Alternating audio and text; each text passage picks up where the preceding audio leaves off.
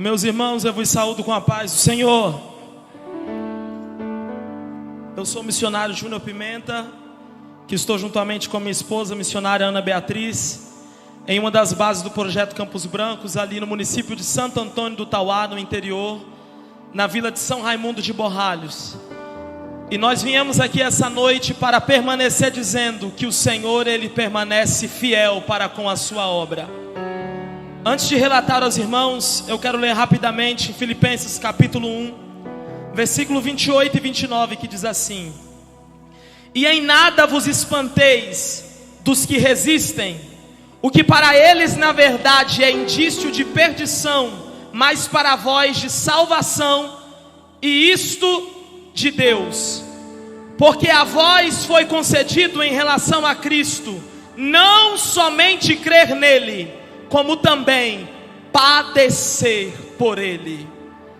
Nesta noite nós estamos aqui reunidos em um exército que recebeu o privilégio de padecer por Cristo e sua causa. Há missionários que, assim como eu, vieram, e outros nem sequer vieram antecipadamente aqui nesse lugar, mas receberam a convocação do general deste exército para engrossar essas fileiras. E nós estamos aqui nessa noite para declarar para o mundo e para a igreja aqui reunida: vale a pena padecer por amor ao nosso Senhor Jesus Cristo. Nós estamos situados ali naquela comunidade. É uma comunidade não pequena, uma comunidade extensa. E ali nós estamos atendendo as crianças e as suas famílias. E quando nós começamos o nosso desenvolver do nosso trabalho ali com as crianças, nós tivemos sempre uma meta: as nossas crianças não podem vir até o CE Peniel para ouvir falar de Jesus. Elas vêm ao CE Peniel para se relacionar com Jesus. Porque nós cremos que um dia nós sairemos daquele campo. E não é o nosso desejo que as crianças lembrem o nosso nome, as músicas que nós cantamos, as palavras que nós falamos a elas. O nosso desejo é que daqui 20, 30 anos eles olhem para trás e possam dizer: eu conheci Jesus na minha infância. E nós temos uma didática todas as vezes antes de iniciar a nossa aula. Nós reunimos as nossas crianças depois do devocional, e cada uma tem a oportunidade de verbalizar o seu pedido de oração. E depois que cada criança verbaliza o seu pedido de oração, nós oramos nominalmente por cada pedido. E havia uma menina de 9 anos, chamada Dilciane, que o pai dela estava afastado da igreja já há alguns anos. E todos os dias antes de seguirmos para a aula, o pedido dela era que o Senhor visite o meu pai e ele se reconcilie com a igreja.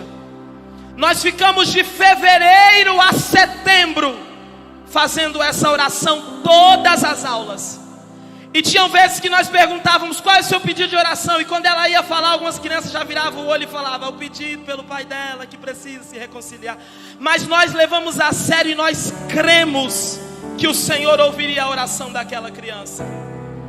E no mês de setembro nós estávamos reunidos quando recebemos a notícia que numa tarde de domingo, sem que ninguém fosse até a casa dele fazer o convite, sem que ninguém fosse até lá pedir para que ele se reconciliasse com a igreja, mas o Espírito Santo, que convence o homem do pecado e do juízo, ele encontrou o endereço daquela casa. E aquele homem se levantou e foi caminhando até a casa pastoral, chamou o pastor e disse: eu vim me reconciliar com Cristo e a sua igreja. E quando as nossas crianças vivem o milagre, nós testemunhamos em sala de aula e agradecemos a Deus pelos feitos dele. E como se não bastasse, como nosso Deus é um Deus de detalhe, após um ano que aquele homem havia se reconciliado, houve-se uma grande necessidade no nosso campo, porque havia uma congregação distante com 2 famílias que nenhum dos membros do ministério se disponibilizaram a ir dirigir. E quando houve-se o chamado: quem pode tomar a frente dessa obra? aquele homem com a chama de Deus queimando no seu coração disse: eis-me aqui. E a Dilciane ladeou com seu pai e a sua mãe a direção de uma das nossas congregações. Porque quando nosso Deus faz a obra, Ele faz por completo. E Ele atende a oração de uma criança. No próximo ano, o nosso número de crianças que nós atendemos praticamente dobrou. E nós passamos de 45 crianças para 75 crianças. E havia no nosso coração um desejo muito grande de ampliar a base para que nós pudéssemos receber essas crianças com qualidade. Mas nós não tínhamos recurso para começar. Nós iniciamos a campanha e com o pouco que entrou, movidos por fé, nós iniciamos a primeira etapa da construção. E a maior dificuldade que nós encontramos não foi a falta de recurso, porque o Senhor Ele envia o recurso no tempo certo. A maior dificuldade que nós encontramos foi a falta de mão de obra no nosso campo de trabalho. Haviam pessoas que mesmo recebendo a sua diária, não queriam ombrear essa obra conosco. E nós oramos para que o Senhor levantasse alguém, o improvável que fosse. E Ele levantou 2 irmãos idosos, em uma comunidade que ficava a 60 quilômetros a viagem, ida e volta da nossa base, no dia. E eles se disponibilizaram a dar o pontapé inicial na nossa construção. E nós nos responsabilizamos de entregar a eles a alimentação e o translado.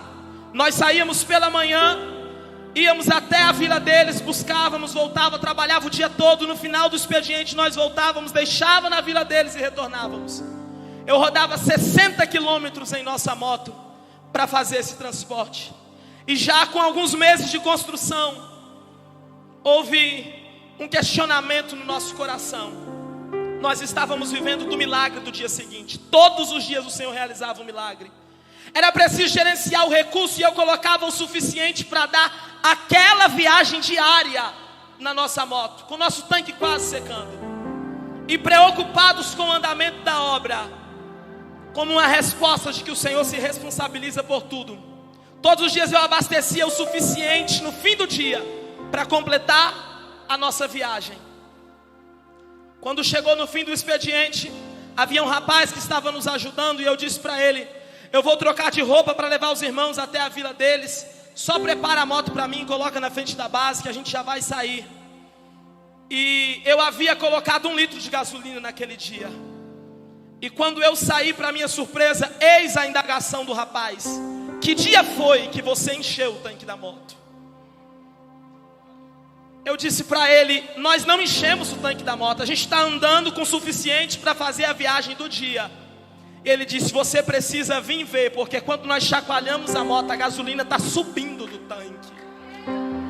Nós testemunhamos que a responsabilidade do Deus das missões é suficiente para abastecer uma moto, para carregar um idoso e sentar tijolo o dia inteiro debaixo do sol. Não há outro que faz isso se não for o Deus das missões. A nossa alma se alegra e o nosso brado nessa noite é: Ele permanece fiel.